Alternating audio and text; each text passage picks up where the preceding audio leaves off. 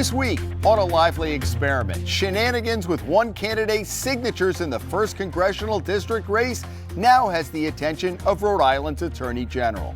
And we sit down with the lead sponsor of an historic shoreline access bill that is already having a significant effect on beachgoers. A Lively Experiment is generously underwritten by... Hi, I'm John Hazen-White Jr. For over 30 years, A Lively Experiment has provided insight and analysis of the political issues that face Rhode Islanders. I'm a proud supporter of this great program and Rhode Island PBS. Joining us on the panel, Tim White, lead reporter for the WPRI Target 12 Investigative team. Boston Globe reporter Steph Machado, and Bill Bartholomew, founder of the Bartholomewtown Podcast. Hello and welcome to A Lively Experiment. I'm Jim Hummel. We expected this week's headline to be who made the ballot for the 1st Congressional District race in the fall, but a growing scandal is threatening to overtake the campaign of one of the frontrunners, Sabina Matos, after an increasing number of the 500 signatures she needs to get on the ballot have been called into question. And now police and the Attorney General are involved. Tim, let me begin with you. You've been leading a lot of the reporting on this week. A lot of people are asking, how serious is this? Well, I think you answer that question in two ways. You raise the police and Attorney General investigation, and then the scrutinizing of the at least 500 signatures you need certified to get on the ballot. Now, at last check, Sabina Matos had 728 certified signatures. How many signatures are going to fall under scrutiny? There's that question there as well. But I think other big question to ask about how serious is it is the political question. We have 13 Democrats that have made the ballot. She, as you point out, is the perceived frontrunner, Lieutenant Governor Sabina Matos. So what is going to be the political fallout for her? For a lot of people, this race has not been on the radar screen, and what thrust it into the public sphere is a scandal over signatures, and it's swirling around her campaign. So will she withstand the political scrutiny? And we can certainly stop talking about how boring the race has been and how slow it's been all summer, because now it's heating up with this scandal. And I think what is yet to be seen is whether the other candidates capitalize on this bad week for Sabina Matos. They already are, don't you? And yes, but they need to do something to make themselves the front runner, right? Not just they're all talking about and criticizing her, but who's going to do something to sort of potentially overtake her or thrust themselves into the top tier and get more people thinking about them.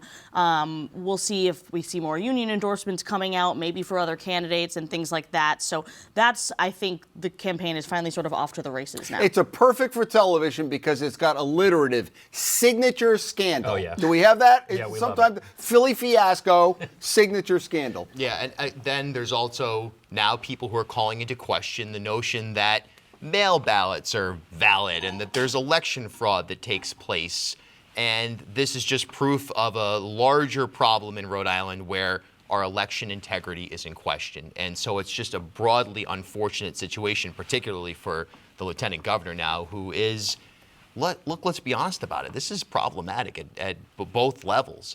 And whoever is able to assert themselves and gain some name recognition to the, Maddie Matuniks out there, that barely pay attention to this stuff, that's who is probably going to become your new front runner. She has not been the most transparent in her races. She ducked some of the debates last year. I'm surprised that the campaign hasn't gotten out. We're kind of concerned about this, but she hasn't held a press conference. She hasn't answered any questions. Does that surprise you or not? Well, based on what you point out, how they handled communications before it, I wouldn't say it surprises me. And we should say we're recording this on a Thursday morning, so that may change. The lieutenant governor might come out and decide to give an interview, hold a press conference, something like that. So far, the way they've wanted to handle communications is by issuing press releases. I will just say, having done this for a long time,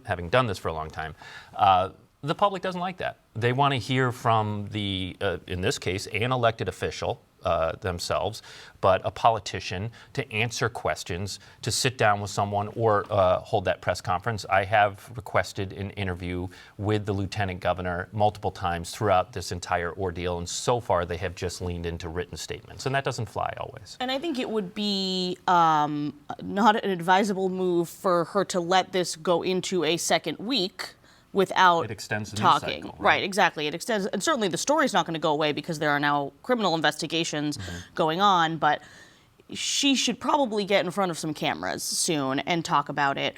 And then I wanted to address something that Bill said when we talk about fraud and all these concerns. I have heard from some folks saying, you know, this is an example of how the system works because these signatures did not pass muster. We're not going to pass muster. Multiple towns noticed that these signatures were not valid signatures of registered voters. So it's highly concerning, but at the same time shows that these papers are not just getting rubber stamped. Well, I also think that's going to play out. Now, Tim, if you haven't seen Tim's stuff, go and look at it online. It's, you know, it's shoe leather reporting. It's what we've all done. You're down in Newport, you're checking, you're talking to people, whatever. Bill, you also got some and started looking at the signatures. It's the same thing that a lot of reporters are going to be doing. Now, if some of the ones, there's a woman, if you haven't been paying close attention, there's one woman who's been gathering signatures that has been in question. If the signatures beyond what she gathered begin to get in question, then it's going to answer that question of, is that a problem? And tell me some of what you saw when you were looking at the signatures. Right, I did a little data journalism yesterday and started populating maps where the signatures in question were coming into play. And then you could sort of see that in many instances, in Newport, for example, they were clustered in one area. So you start looking at some of the validated signatures in that same area. And look, I'm not a handwriting expert, nor is my colleague at WPRO, Dan York, but as we started to go through them, it became clear that even more of these signatures may be subject to additional scrutiny and may actually be proven to be, if not fraudulent, highly suspect. You know, Steph said the towns were doing their job. I would say a town did. Jamestown was the first to find that there were some questions with these signatures. And I think it's fair to ask when looking at, you know, the system itself. Did Jamestown reach out to other communities and say, hey, if this Holly McLaren, we have questions about her, you should check that out? They're not required to do that. That might be something that lawmakers look at. And I would also say, when we went down to Newport, looking at one of the sheets, I saw the name of an individual with a signature, and then 25 spaces down, I saw the same name of that individual with a different signature. But yet, many of the signatures on that, including one of those names that was duplicated, they were accepted. I think, you know, journalistically, we look at that and go, okay, this entire sheet is suspect, and we're going to start calling every one of these names. Local election officials who are certainly overworked need to do that again. Is if there's a red flag on that sheet, the same name as twice with two different signatures, that entire sheet should be scrutinized. So what happens with so Don Carlson filed, probably others would Democratic candidate filed an appeal, which he had to do by Wednesday at 4:00. What shape does that take on the appeal? I don't think we've seen this in recent memory. Do they start going and looking at every signature now? I mean, what does that entail? Is it Board of Elections? Is it Secretary of State? Is it Board local? of Elections. Okay. So what do they do? And it's a challenge that is filed to the Secretary of State's office, and then the Secretary of State just takes that challenge, hands it over to the Board of Elections. We'll find out Friday at 2:00. Again, a lot of people will be watching the show by then, but the Board of Elections is meeting at 2:00. This is on their agenda, and we'll find out how they approach it. And I think what's interesting about this whole thing is, like, I don't know that the public even knows about this entire process of signature collection. I mean, they hear about it on the news vaguely, as in, okay, 13 people have qualified for the ballot. But this year, we're now talking so much about the process of the signature collection and what it is, and I think that will increase the scrutiny around it and questions around it. As Tim said, this isn't a Secretary of State process, really. It's 39 individual cities and towns process, validating individual signatures by their Board of Canvassers, and should there be more communication or something more centralized could be a question. Yeah, and I think that, to your point, I remember following around some gubernatorial candidates as they collected signatures at the Cape Verdean Festival or the Stop and Shop here, there, and everywhere. And you just see this analog, seemingly outdated process, right? And you start to wonder, with technology, with iPads, with scannable licenses, Real ID, are we going to get to a point where there's a different way to either go about this process or just abandon it altogether and find a new way to test the validity or the will of a candidate to get on the ballot? Steph, what about the second headline that I said we thought this week it was going to be, okay, who's made the ballot? and where's it going to go from here? Now, this throws the dynamic. Who knows what's going to happen over the next couple of weeks? But let's talk about the race, the larger race. Who's on the ballot now and who you see and what they have to do. We have just a little over 6 weeks left until the primary.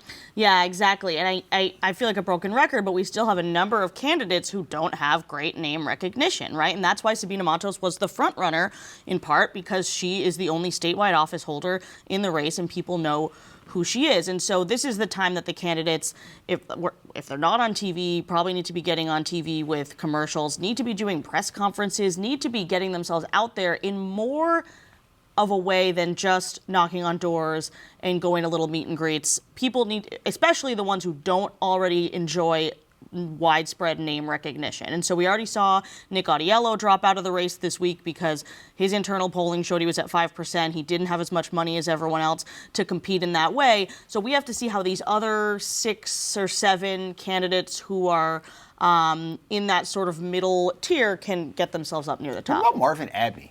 That surprised you? I mean, it seemed like his heart really wasn't in it. Finance chairman who announced but had kind of a low-key campaign, he didn't make the 500 signatures, which is stunning to me. And now some questions about a loan that came from his campaign. Look, I think it's a very difficult thing for somebody who was House finance chair to simultaneously run a campaign, and that was always the question was, boy, is he at a disadvantage because theoretically he's going to have to wait until the General Assembly session is done to really dig into this because he's going to be so involved in the budgetary process. You can make the same argument for Sabina Matos or any other elected official, but that was always there. And you're right, it just didn't seem like he had the momentum in that early phase that others certainly did. And you say, we're just 6 weeks away or whatever it is from the primary. A little more than 6, yeah.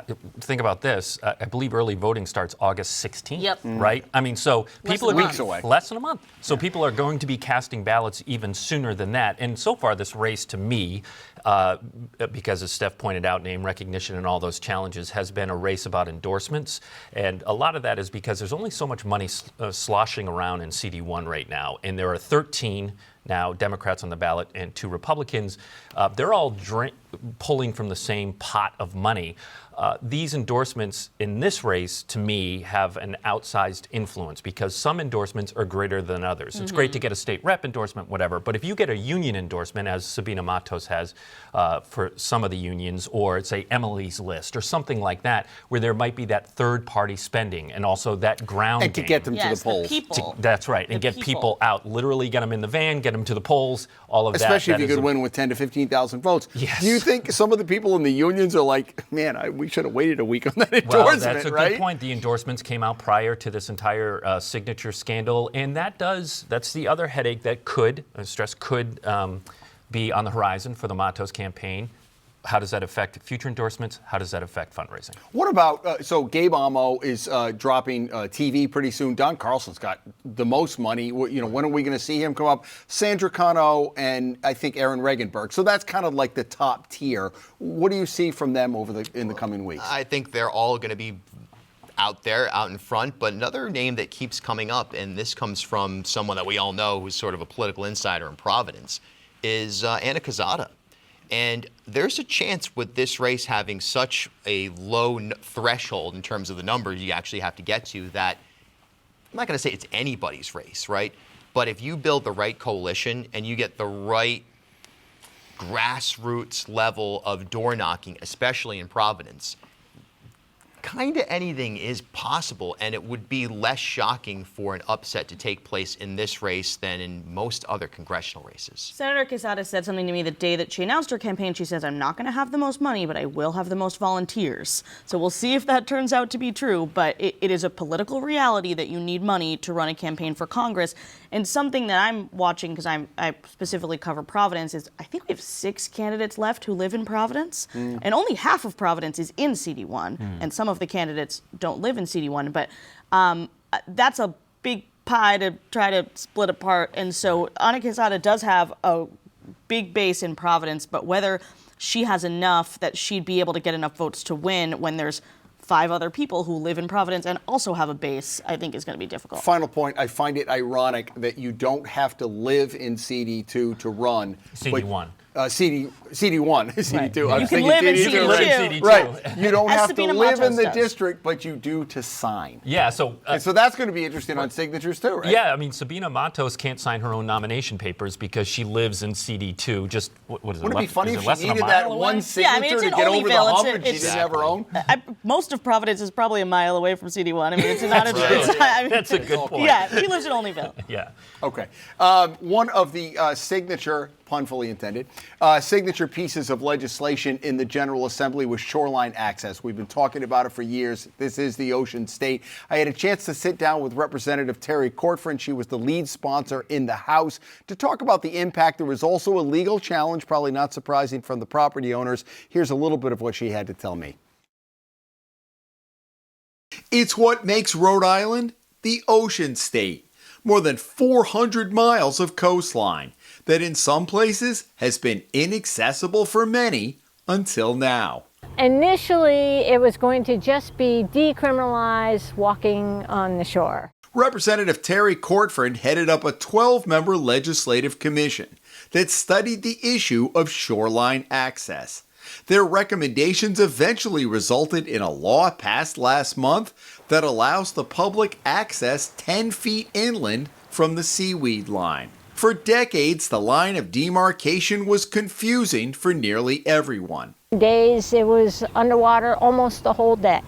So how could Rhode Islanders have this constitutional right but be using a line that nobody can see, nobody knows where it is, it moves, it's a dynamic shore. Cortfrin said she is not surprised by a legal challenge from some property owners, adding the law is clear that the public cannot go up onto their land in places that have well-defined boundaries like a seawall. And she's confident the law will hold up under legal scrutiny. They bought along the shore, and clearly the Constitution in Rhode Island is very clear about our right to, Rhode Islanders' right to the shore. And most of those property owners will say, oh, we don't have a problem with a fisherman fishing, or we don't have a problem if somebody wants to walk across the shore. Where it starts to get dicey is if somebody wants to put down their chair or wants to put down a towel, but you are allowed to swim from the shore, so I think the courts do need to interpret our Constitution.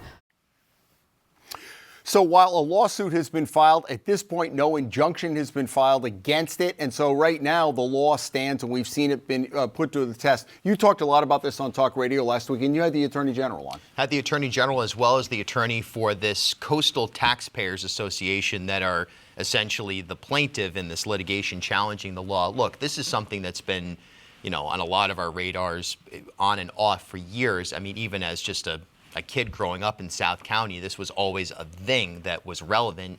And now we just have a very simple, clearly defined, easy to understand line of demarcation as to what is public and what is private. It should withstand legal scrutiny, but the attorney for this Coastal Taxpayers Association, I asked, do you think this could go to the Supreme Court? And he was like, oh yeah, this could totally be a SCOTUS matter.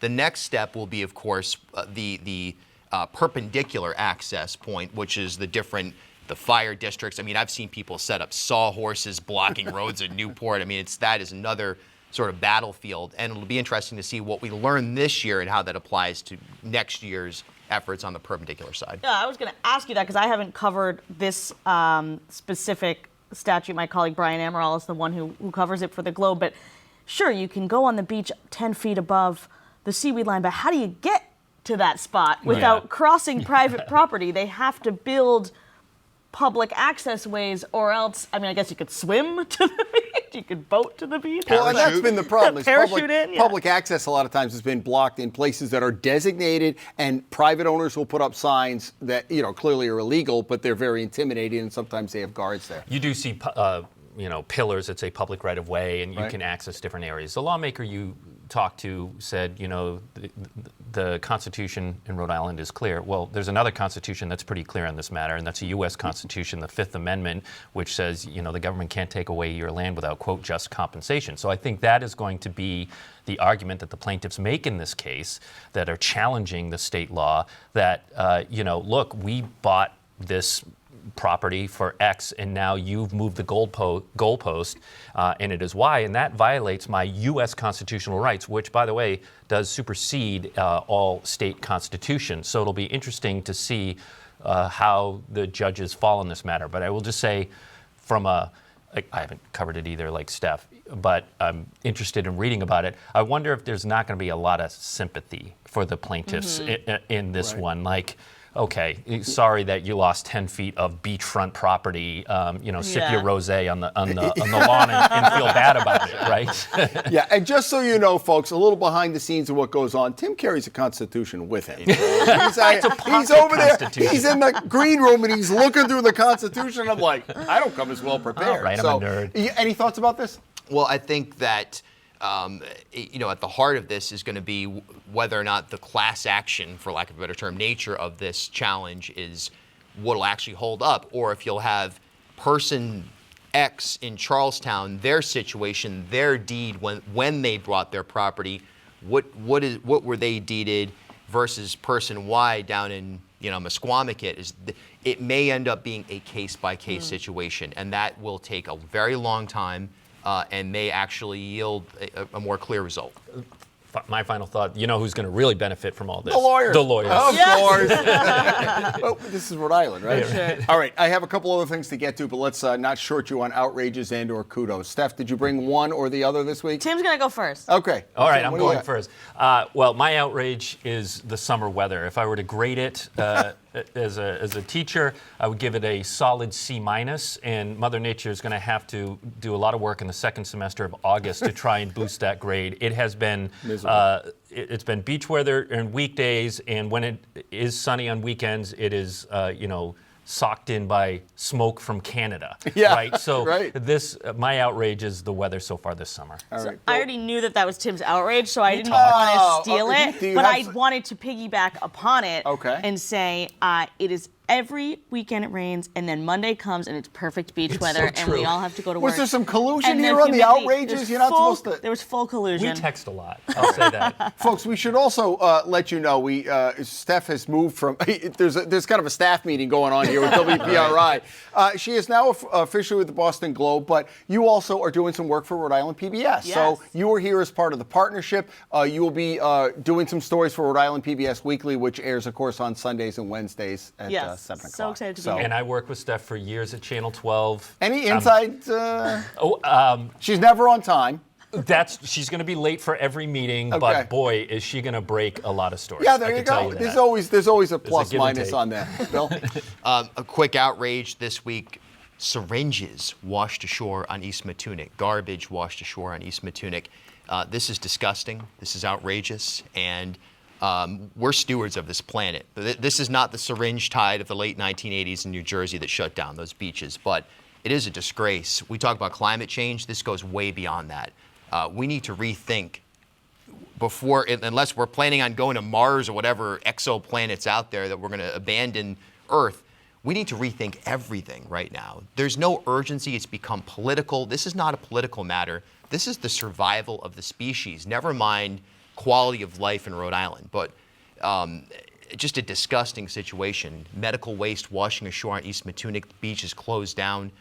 Plus, you got the Portuguese man of war, you got sharks, so on and so forth. Okay. And just like that, Senator Josh Miller wrapped up his criminal case this week. We've been talking about it for the last couple of weeks. It's the famous incident now infamous, at Garden City. Keyed somebody's car, his story changed, upgraded criminal charges. You covered this.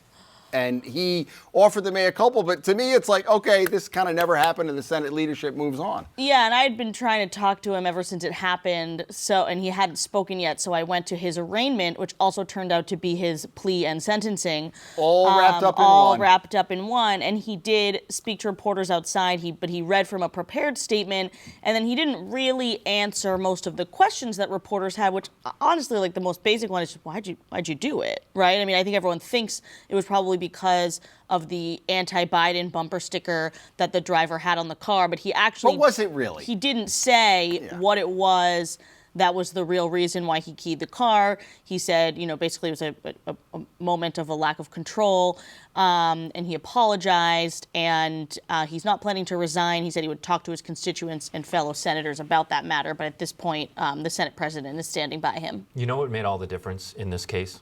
Body-worn cameras, which are fairly nascent for the Cranston Police Department, because otherwise, if it weren't for the video evidence, you might have had a he said, she said. Senator Miller might have denied the narrative that the Cranston police put forward about what he said to them, but in this case, the tape doesn't lie. And not 30 days of let's review it. Cranston has been right out there with the school committee well, member. okay, right? that's fine, but we'll see how Cranston is when there is an incident that With might... the mayor? I said that exact same thing. I said With that exact what? thing because they got the video out one day after it happened, because clearly this was a very... What if it's a use of force incident? But that, I'd like to see so- if the Cranston police are Yes. accused of something. Little if they get it premature, out- my kudos for if the they Cranston get it out police. so No, fast. they are. No, they, kudos. They deserve it. You're Yes. 100% right, because they don't have to stick to the statutory time frame that's in our public records law, and so they haven't, and that's great. And that helped thrust this conversation into the public sphere with an elected official. So kudos is deserved. Yes. I wonder if, Josh Miller knew what he was doing when this happened on a mental health level, because it is just such an unbelievable thing to do. You wonder if there was some kind of adrenaline rush that took over, if the atmosphere we live in right now politically did something to him, that he was just overtaken with just this completely foolish behavior. Or if he just walked up and said, I'm going to key this guy's car. It could be either way. We may never know, but I do agree the body cam footage being released also in the Matt Riley situation was it was prompt, and it allowed for immediate lack of speculation and just reporting. The keying the car is one thing. I see what Bill is saying there, but I think the real outrageous thing was the lying to the police. Right, the obstruction, that resulted in obstruction and that's charge why was they added. added it at his arraignment, which then, as Steph pointed out, turned into a change of But plea. your colleague Ted Nesi last week pointed out that maybe the reason the Senate leadership is that Senator Ruggiero years ago had a keen incident of his own, and he had another incident that's pretty famous that we don't Nobody need worn to... cameras for that one. Nobody, man, I wish we'd had it at the CVS back in 1984. Okay. But the thing to me is, how now do you not at least remove him from the leadership? Because when you go in, what message, I know, don't judge me on my worst day, but now you're going to be at a hearing and you're going to have this guy, and people are going to say, I think it sends a bad message. I think it can be a distraction, and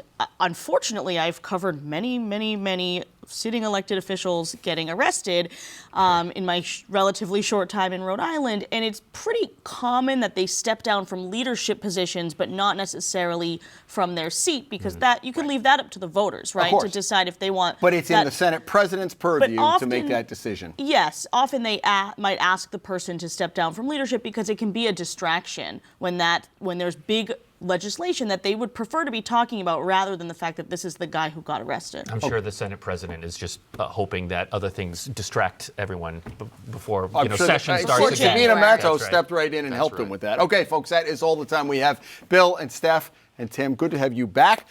Stay tuned to his reporting this week. Folks, you never know what's going to happen between now and next week. We hope you will be here with us on a lively experiment as we dissect it next week. Have a great weekend.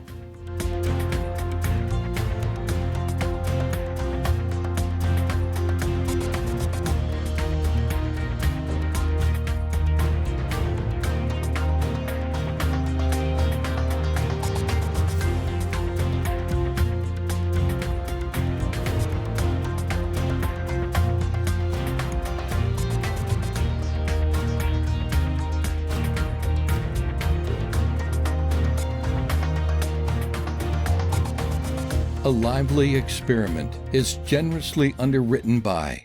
Hi, I'm John Hazen-White Jr. For over 30 years, A Lively Experiment has provided insight and analysis of the political issues that face Rhode Islanders. I'm a proud supporter of this great program and Rhode Island PBS.